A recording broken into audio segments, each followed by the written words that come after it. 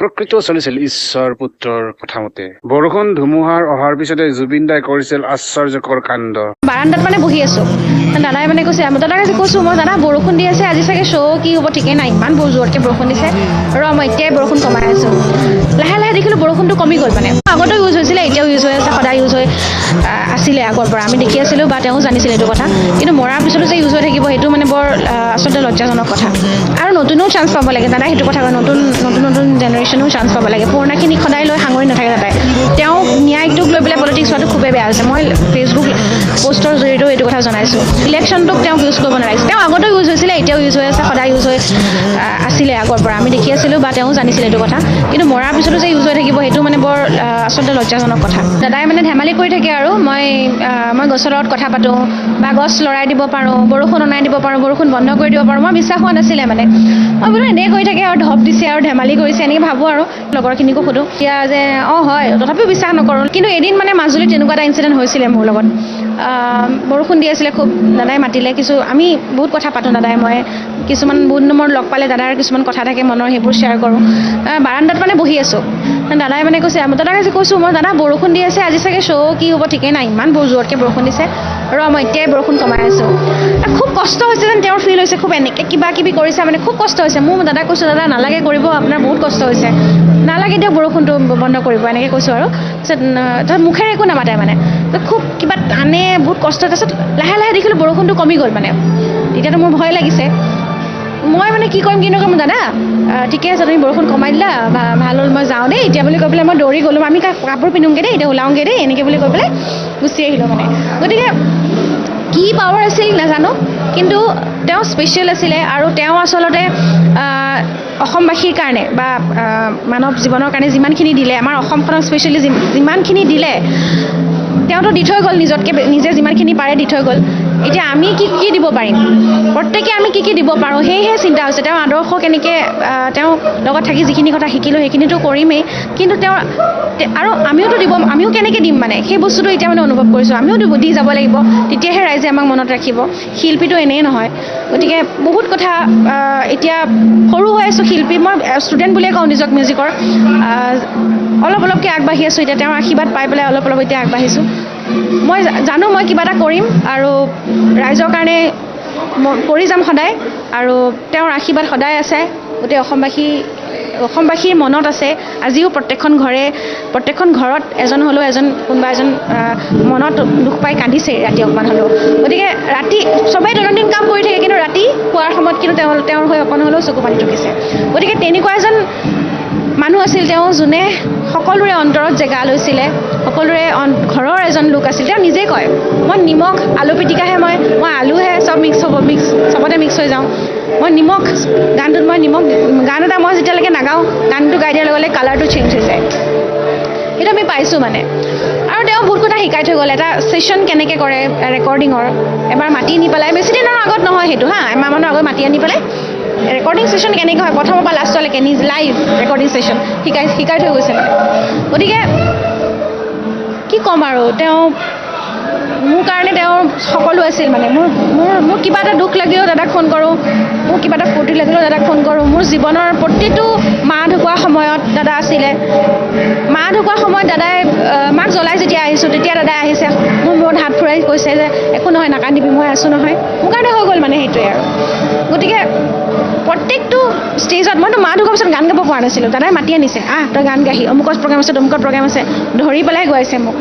গতিকে সেইবোৰে আমনি কৰিছে অকণমান আচলতে। দাদাই মোক মৰমত কলি বুলি মাতিছিলে, আৰু সেই নামটো এতিয়া সেই নামটোৱে আচলতে অসমবাসীয়ে চিনি পায় বেছিকৈ।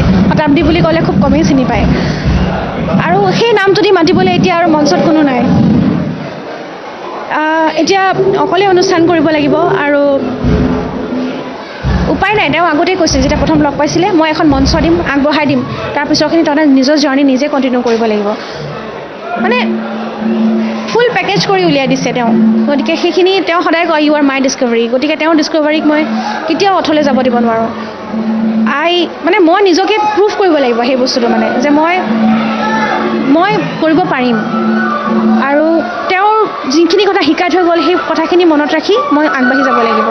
সেইটোৱে আচলতে দাদাক মই সদায় কওঁ, দাদা কৰিবাচোন মোৰ নিজৰ এলবাম বা মোৰ নিজৰ এটা এলবাম তোমাৰ মিউজিকত বা তুমি লিখাৰ সুৰ কৰা এনেকৈ মন আছিলে তেতিয়া দাদাই কৈছিলে আটাইতকৈ বেছি তোকে গান গোৱালোঁ চিনেমাত এলবামত গোৱালোঁ থিয়েটাৰত গোৱালোঁ ষ্টেজত গোৱালোঁ হ'ব আৰু দেই এনেকৈ বুলি কয় আৰু মানে আৰু নতুনো চান্স পাব লাগে দাদাই সেইটো কথা কয় নতুন নতুন নতুন জেনেৰেশ্যনেও চান্স পাব লাগে পুৰণাখিনিক সদায় লৈ সাঙুৰি নাথাকে দাদাই নতুন নতুন সদায় এতিয়া ৰ'দৰ বিনালেতো আপোনালোকে দেখিছে নতুন নতুন ছিংগাৰক গোৱাইছে গতিকে তেওঁ সদায় নতুনক আদৰি লয় আৰু এইটো নহয় কিন্তু পুৰণিক পেলাই দিয়ে পুৰণিখিনিকো লগত লৈ ৰাখে মোক 10 বছৰ লৈ ৰাখিলে লগত এনেকুৱা নহয় যে নতুন আহিছে মোক হেৰি কৰি দিছে কাৰোবাৰ লগত কিবা প্ৰব্লেম হৈছে কিবা সেইটো বেলেগ এটা কথা কিবা কাৰোবাৰ অসুবিধা হৈছে গৈছে নিজে বা কোনোবাই কাৰোবাৰ কাৰণে প্ৰব্লেম পাইছে গৈছে সেইটো পিছৰ কথা কিন্তু সেয়া আৰু মানে যাক ভাল পাইছিল লগত ৰাখিছিল সদায় আৰু দাদাই কেতিয়াও এৰি দিয়া নাছিলে নতুন যিমানে আহক মানে তেনেকুৱা গৰিমা বৌ ওচৰলৈ মই গৈছিলোঁ দাদা ঢুকুৱা দিনাখন আৰু সেইদিনাখনতো বৰ পৰিস্থিতি একদমেই বেয়া আছিলে আৰু বৌ মই মূৰত হাত ফুৰাই কৈছিলোঁ যে বৌ একো নহয় নাকান্দিবা কিনো ক'ম আৰু সেইটোতো ক'ব পাৰিম আমি আছোঁ নহয় তোমাক বহুত ভাল পাওঁ এনেকৈ বুলি কৈছিলোঁ তেতিয়া বৌয়ে কৈছিলে তোমালোককো দাদাই বহুত ভাল পাইছিলে এনেকৈ কৈছে আৰু গতিকে সেই মানুহগৰাকীৰ আচলতে আপোনালোকে যোনটো কৈছে যে মুখখন চাব নোৱাৰা হৈছে সেই ফেচ কৰিব নোৱাৰা হৈছোঁ মানে বুজিছেনে কথাটো ফেচ কৰিলে হয়তো তেওঁ বহুত কান্দিব বা ময়ো কান্দিম সেই চিটুৱেশ্যনটো বহুত বেয়া হৈ যাব মানে গতিকে সেই সাহসকণ মানে বৌ ওচৰলৈ মানে যাম সঁচা কথা ক'বলৈ গ'লে সাহসকণ হোৱা নাই মানে মোক যে দেখোঁ যে টিভিয়ে হেৰিত তাতে সন্তুষ্ট মানে নোৱাৰোঁ মানে সেনেকুৱা হৈছে মানে কথাটো আৰু তেওঁ যদিও বহুত কান্দিছে দাদাই কৈ থাকে তেওঁ কুইন হয় গতিকে তেওঁ সদায় ৰাইজে মৰম দিব এইটো তেওঁ দাদাই আগতেই কৈছিলে তোমাক মই নাথাকিলেও মানে ৰাইজে বহুত মৰম দিব এইটো কথা কৈছিলে আৰু তোমাক ৰাণীৰ দৰে ৰাখিব ৰাইজে এইবোৰ কথা কৈছিলে মানে আৰু বৌয়েও এতিয়াতো অলপ বৌৰ কাৰণে বহুত কষ্ট হ'ব মই জানো কাৰণ আমিয়ে বা আপোনাৰ জেনেৰেল পাব্লিকেই পাহৰিব পৰা নাই বৌ যোনজনী মানুহক সৰুৰ পৰা ডাঙৰ হোৱাৰ নিচিনা একেলগে দাদাৰ লগত গতিকে তেওঁৰ মনত কিমানখিনি কষ্ট পাই আছে সেইখিনি তেওঁহে জানিব বুজিব পাৰিব আমি হয়তো দেখিছোঁ কিন্তু তেওঁৰ অন্তৰখনে কি কৈ আছে সেইখিনি তেওঁহে বুজি পাব অকল গতিকে টান হ'ব সময়ে হয়তো পাতলাব পাৰে লাহে লাহে দাদাই কৈ থৈ গৈছিলে শিৰত সেন্দুৰ লৈ থাকিবলৈ গতিকে দাদাই বৈ লৈ আছে আমি সেইকাৰণে দাদাৰ কেতিয়াবা এবচেঞ্চটো মানে পটককৈ ফিল কৰিবলৈ বেয়া লাগে মানে আছে দাদা এনেকুৱা মানে নাই দাদা আছে আমাৰ মাজতে আছে কাৰণ তেওঁ ইমানখিনি তেওঁ সৃষ্টিৰাজিৰে আমাৰ মাজত জীয়াই থাকিব আজি আগতেও তেওঁ গীতসমূহ গাইছিলোঁ বা চবেই গাইছিলে তেওঁৰ এখনো অনুষ্ঠান তেওঁৰ গীত নোহোৱাকৈ নহৈছিলে আৰু এতিয়াতো আৰু বেছিকৈ গাব তেওঁ সদায় থাকিব আমাৰ মাজত আৰু সেইটো বস্তু আমিও মানে সদায় মনত ৰাখিব লাগিব প্ৰত্যেকজন ব্যক্তিয়ে যে আমি আমাৰ কৰ্মৰ জৰিয়তেহে মানে সদায় ৰাইজৰ মাজত জীয়াই থাকিম আমি যদি মই মোৰ বুলি সদায় থাকোঁ দাদাই কেতিয়াও মই মোৰ বুলি থকা নাছিলে সদায় বেলেগৰ কথা চিন্তা কৰিছিল খাওঁতেও আমাক আগতে খাই লওঁ মই পিছত খাম গতিকে সেইকাৰণে আচলতে ৰাইজৰো সেই লাষ্টলৈকে তেওঁ জানিছিলে মোক বহুত মৰম কৰে বুলি আৰু কিন্তু ইমান যে মৰম কৰে সেইটো হয়তো তেওঁ নাজানিছিলে কেতিয়াবা খং কৰিছিল দাদাক তেতিয়া কয় মই মৰিলে বুজি পাব হয় সঁচাকৈ সেইটো মানে আপুনি হয়তো অনুভৱ কৰিছে মই মৰিলে বুজি পাব বুলি কৈছিলে যে খঙতে মানুহে যি টি কৈছিলে বাৰু এইবোৰ কথা বাদ দিয়ক এতিয়া তেওঁ য'তে আছে ভালে থাকক আৰু আকৌ ঘূৰি আহক আমাৰ মাজলৈ আৰু মই জানো তেওঁৰ আশীৰ্বাদ সদায় আছে অসমখনৰ ওপৰত আমাৰ ওপৰত পহিলা বহাগৰ দিনাই জুবিন ক্ষেত্ৰত জুবিন গাৰ্গৰ জুবিনদাৰ মৰমৰ ককায়েক খগেন গগৈ আমাৰ জুবিনটো আৰু সেই ভাই জাতীয় গৌৰৱ এটা আছিলে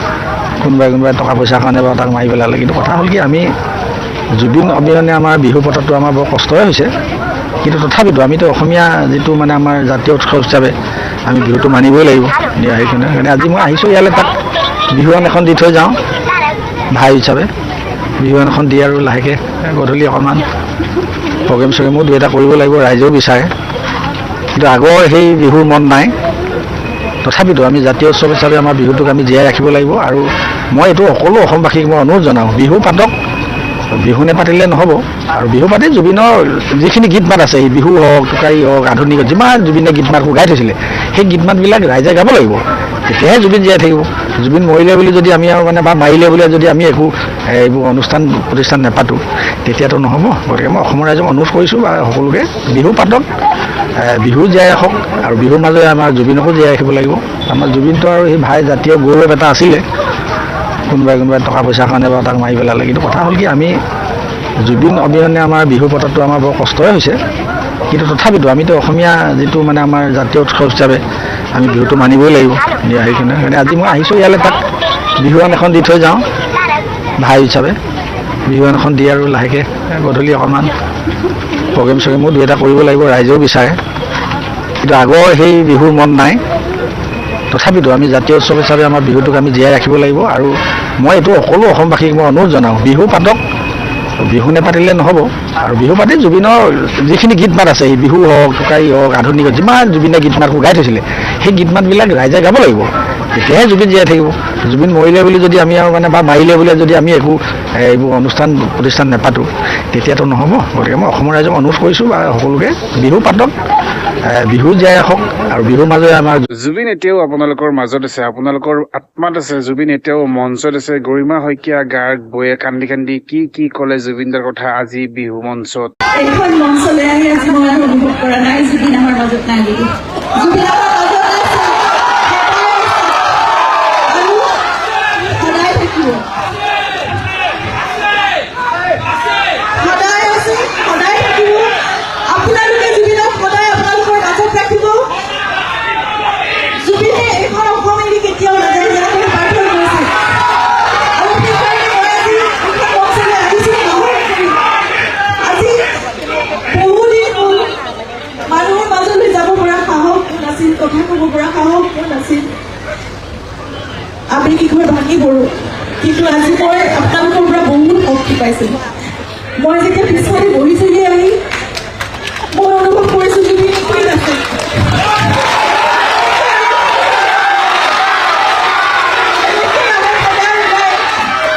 মঞ্চৰ আগলৈ সদায় থাকিব। আমি তেওঁৰ কণ্ঠ সদায় শুনি থাকিম, আমি তেওঁৰ সত্তা সদায় অনুভৱ কৰি থাকিম, আমি তেওঁৰ অস্তিত্ব সদায় অনুভৱ কৰি থাকিম। আপোনালোক সকলোৰে মাজত জুবিন অকণমান অকণমান নহয়, আপোনালোকৰ সকলোৰে প্ৰাণত জুবিন আত্মা হৈ জীয়াই আছে আৰু থাকিব সদায়। মই চেষ্টা কৰিম আজিৰ পৰা আৰু এই সকলো ভয় নাথাকোঁ। মই আপোনালোকৰ মাজত শক্তিশালী হৈ থিয় হৈ আপোনালোকৰ মাজলৈ আহিম। জুবিনে ভাল পোৱা সকলো কাম আমি কৰি যাম। তেওঁৰ সংগীত, তেওঁৰ চিনেমা, তেওঁৰ মানুহ ভাল পোৱাৰ সেই দৰদী সত্তা, তেওঁ সমাজৰ কাৰণে, প্ৰকৃতিৰ বাবে, পৃথিৱীৰ কাৰণে, নতুন প্ৰজন্মৰ বাবে, সংস্কৃতিৰ বাবে, সকলোৰে বাবে, মানুহৰ বাবে যি কৰিব বিচাৰিছে সকলো আপোনালোকৰ শক্তিৰে আমি কৰি যাম। আমাৰ সামৰ্থ্য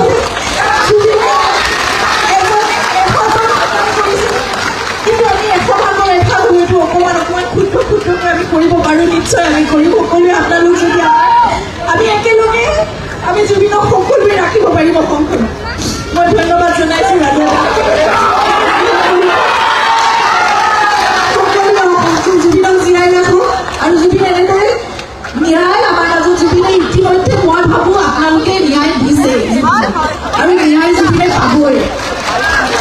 সেয়া ন্যায় ঈশ্বৰে দিব, সেয়া ন্যায় ৰাইজে দিব, সেয়া ন্যায় জুবিনে পাবই। আমি সকলো জুবিনৰ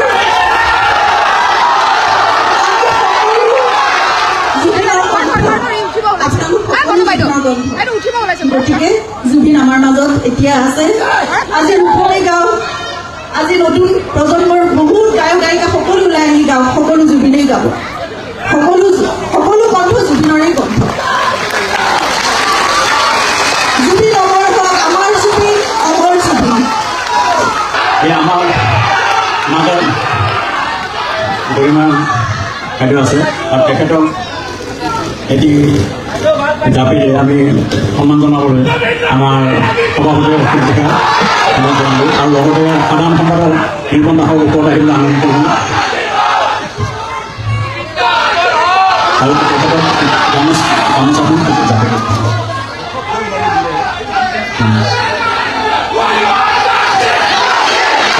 গামোচাটো আগবঢ়াইছে সভাপতি অশোক কুমাৰ ডেকা। এইটো জাতিৰে মৰম যাচিব বিচাৰিছোঁ গুৱাহাটী বিভিন্ন নিৰূপণ দাস আৰু অধ্যক্ষ কৈলাশ কুমাৰ ডাঙৰীয়া আমি মঞ্চত আহিব অনুৰোধ জনাইছোঁ আৰু লগতে কোষাধ্যক্ষ তিনিওটা মঞ্চত আহিব লাগে।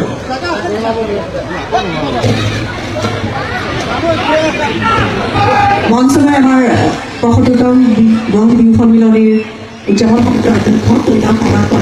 জনাইছোঁ।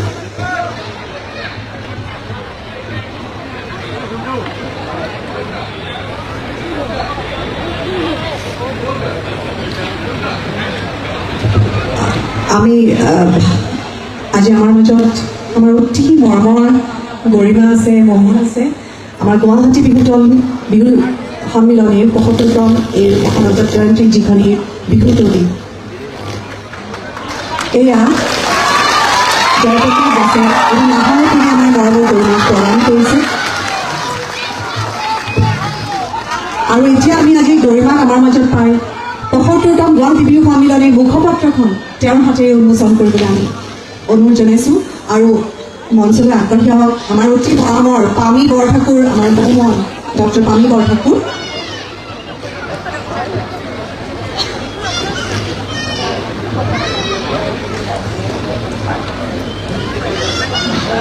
বহুমন পামী বৰঠাকুৰক এটি জাপিৰে সম্বৰ্ধনা জনাব আমাৰ সাংস্কৃতিক সম্পাদক অনুজ কুমাৰ বিষয়া।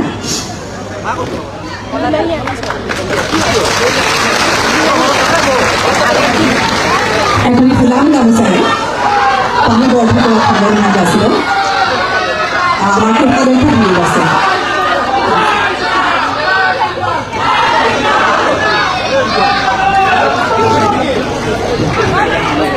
আৰু এটি নাহৰ ফুলো আমি পামী বৰঠাকুৰক প্ৰদান কৰিবলৈ ওলাইছোঁ। এই নাহৰ পুলিটো প্ৰদান কৰিবলৈ মই আমাৰ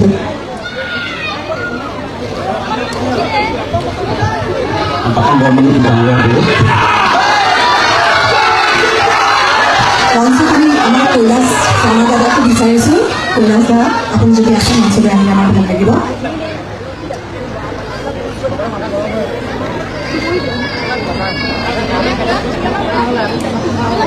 তেনেহ'লে আমি এতিয়া আগবাঢ়োঁ ৭৫তম গুৱাহাটী বিহু সন্মিলনী মহাৰাজা জয়ন্তীৰ যি মুখপত্ৰ বিহু তলী, সেইখনি আমি আমাৰ গৰিমা শইকীয়া গাৰ্গ আৰু পামী বৰঠাকুৰৰ দ্বাৰা আমি অনুষ্ঠিত কৰিব বিচাৰিছোঁ। আৰু ইয়াৰ বাবে আমি কোষাধ্যক্ষ আমাৰ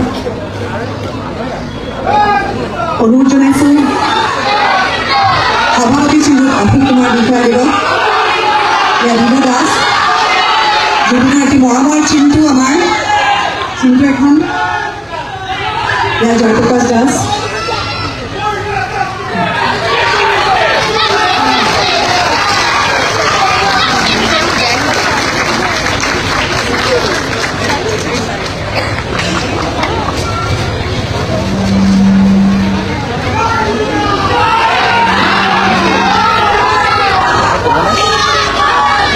এইখিনিতে আমি আমাৰ মৰমৰ গৰিমা শইকীয়া গাৰ্গক দুআষাৰ ক'বলৈ অনুৰোধ জনালোঁ। গৰিমা।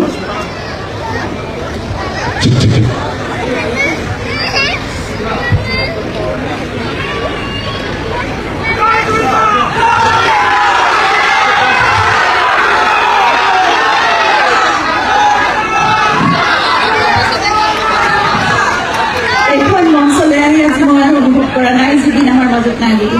জুবিন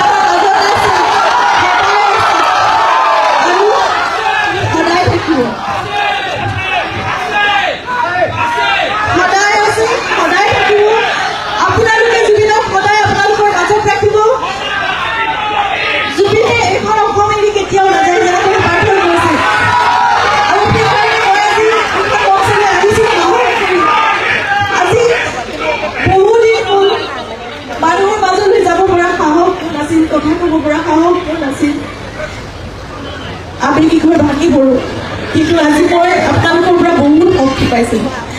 মই যেতিয়া পিছফালে বহি থাকি আহি মই অনুভৱ কৰিছোঁ যে কি আছে।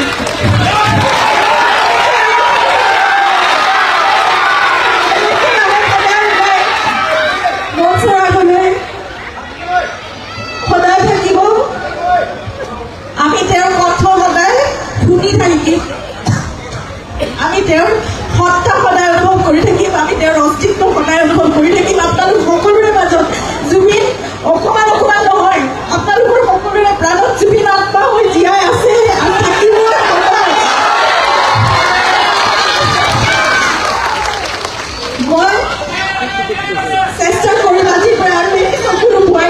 মই আপোনালোকৰ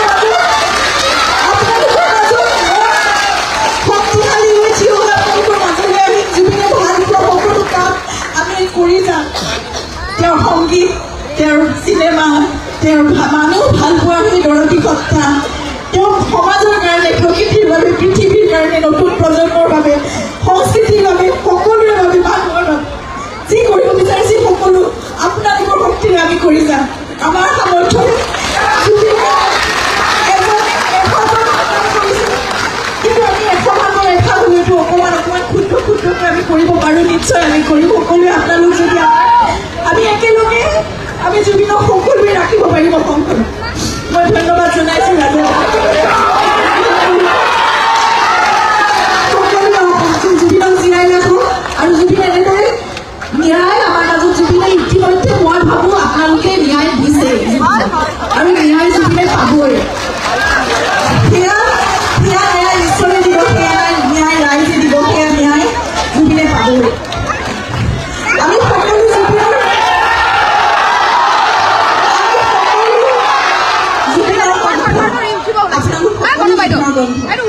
গতিকে জুবিন আমাৰ মাজত এতিয়া আছে।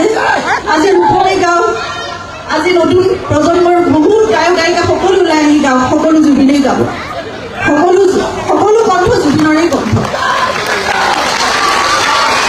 জুবিন অমৰ হওক, আমাৰ জুবিন, অমৰ জুবিন। ধন্যবাদ। আমি ন্যায় লৈহে আমাক ন্যায় লাগিব ন্যায়।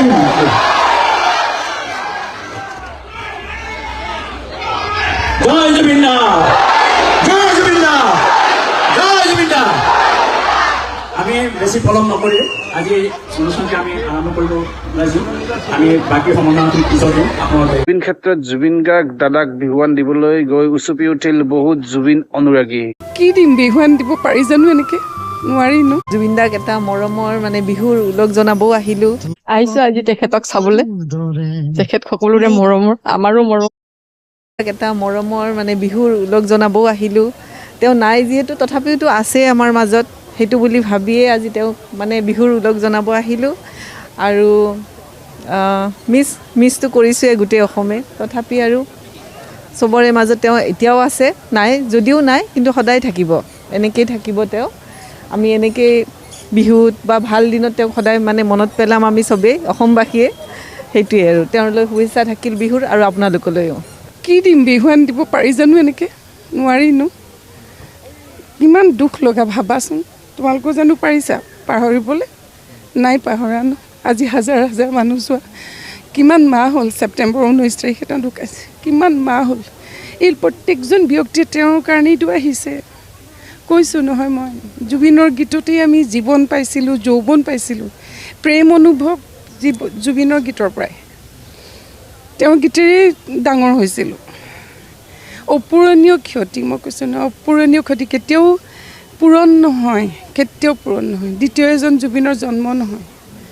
তেওঁৰ ন্যায় পাব লাগে, একদম দস্তৰ মত পাব লাগে।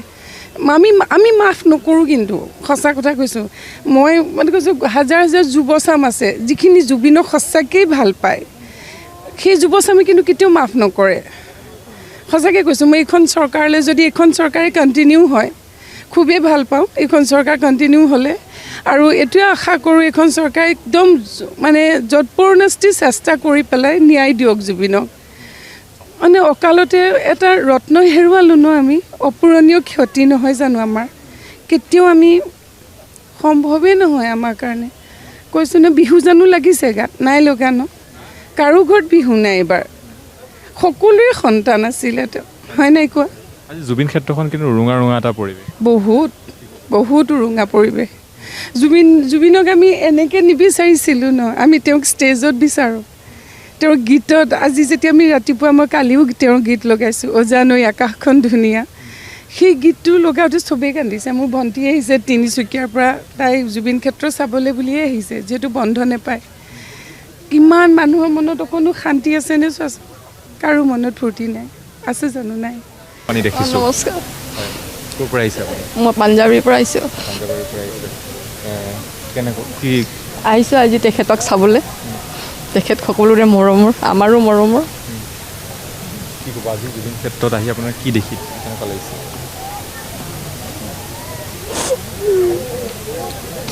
বহুত কি ক'ম এতিয়া, মোৰ কোনো ভাষা নাই ক'বলৈ।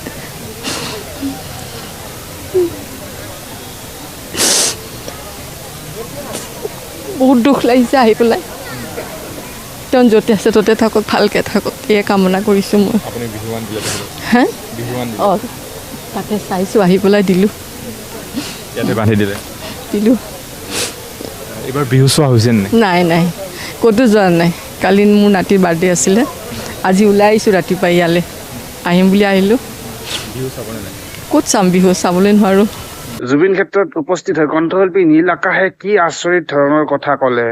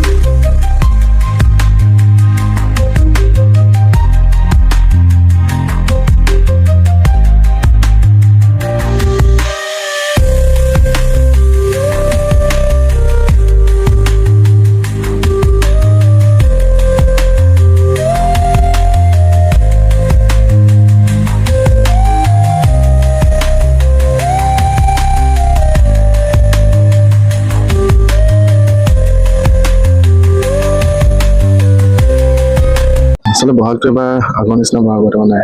আৰু দাদা যোৱাৰ পিছত প্ৰথমবাৰৰ কাৰণে বহাগ মায়ে দোলা দিছে আমাৰ পদূলিত। তেওঁ নাই যদিও কেতিয়াবা অনুভৱে নহয় তেওঁ নাই বুলি। এই সমাধিখন দেখিলেহে মনত সেই কথাটো আহে যে কায়িকভাৱে তেওঁ নাই। গতিকে যিয়ে নহওক তেওঁৰ ওচৰত প্ৰাৰ্থনা জনাইছোঁ, সেৱা জনাইছোঁ। তেওঁ যাতে য'তেই আছে সুখেৰে থাকক, শান্তিৰে থাকক। আৰু আমাৰ নিচিনা ল'ৰা ছোৱালীখিনিক তেওঁ সদায় আশীৰ্বাদ কৰি যাওক। সদায় অসমৰ উন্নতিৰ কাৰণে চিন্তা কৰিছিলে। অসমখন সদায় সমৃদ্ধিশালী হৈ থাকক, তাকে কামনা কৰিছোঁ। আপুনিও পৰিৱেশন কৰিছে। এইবাৰ বহু মঞ্চত কিন্তু জুবিন দাৰ পৰি এইবাৰ বিহু অনুষ্ঠান বাতিল কৰিছে। আচলতে দাদাৰ কাৰণেহে আমাৰ নিচিনাবিলাকৰ জন্ম। দাদাৰ গান শুনি শুনিয়ে জুবিন দা নথকা হ'লে হয়তো আমি বেলেগ কিবা কিবি হ'ল হয়। কিন্তু জুবিন দাক অনুকৰণ কৰি অকণমান যত্ন কৰিলোঁ। নিজকে কিঞ্চিত হ'লেও যদি তেওঁৰ নিচিনা কৰি তুলিব পাৰোঁ, সেইটোৱে সদায় প্ৰচেষ্টাত আছিল। আৰু কালক্ৰমত গৈ লাহে লাহে জুবিন দাক লগ পোৱাৰ সুযোগ হ'ল। ভগৱানেও আশীৰ্বাদ কৰিলে আৰু আমাক যিখিনি কথা তেওঁ শিকাই থৈ গ'ল, সেইখিনি লৈ আজি দিনটোলৈকে আমি চলি আছোঁ। আৰু আনকালে বিহুৰ মঞ্চততো লগ পাওঁৱেই, আৰু তাৰ উপৰিও কেতিয়াবা তেওঁ নিশা ফোন কৰে, বেলেগ লগ নহ'লে ফোনো কৰে। এইবাৰ কিন্তু সেই ফোনবিলাক নাহিব, সেই ফোন কলবিলাক মিছ কৰিম। গতিকে যিয়ে নহওক তেওঁ য'তে আছে খুব শান্তিত থাকক, তেওঁৰ পৰিয়ালবৰ্গই শান্তি লাভ কৰক, তাকে কামনা কৰিছোঁ। বিহুৰ মঞ্চনো কেনেকৈ বাৰু আগৰ নিচিনা হেৰি হৈ থাকিব। আমাৰ যিজন মানুহ তেওঁ নাই। গতিকে বিহুৰ মঞ্চবিলাক আগৰ নিচিনা হৈ নাথাকিব নিশ্চিতভাৱে। আৰু কেৱল বিহুৰ সমিতিসমূহে নহয়, সমগ্ৰ অসমৰ ৰাইজৰ লগত জুবিনদাৰ যিটো সম্পৰ্ক নিজৰ মানে পৰিয়ালৰ এজন নহয় জানো, গতিকে তেনে নাই। গতিকে কাৰো ঘৰত বিহু বৰ বিশেষ বিহু হোৱা নাই বা তথাপিতো বাপুতিসাহোন বিহু টিকা তুলিবলৈ মানুহে ওলাই আহিছে। আজি পহিলা বহাগৰ দিনাই বহুত মানুহে মন্দিৰ নগৰ জুবিন দাৰ ইয়ালৈ আহিছে তেওঁক শুভেচ্ছা জনাবলৈ, তেওঁৰ শান্তিৰ কামনা কৰিবলৈ আৰু তেওঁৰ আশীৰ্বাদ ল'বলৈ। ভিডিঅ'টো চাই কেনেকুৱা পালে কমেণ্ট বক্সত জনাব আৰু জুবিন দাৰ হৈ ফাঁকি হ'লেও লিখিব কমেণ্ট বক্সত। যদি মোৰ পেজত নতুনকৈ আহিছে পেজটো ফ'ল' কৰিব, যদি মোৰ ইউটিউব চেনেলত নতুনকৈ আহিছে চেনেলটো মোৰ ছাবস্ক্ৰাইব কৰিব। জয় অসম, জয় জুবিন দা, ধন্যবাদ।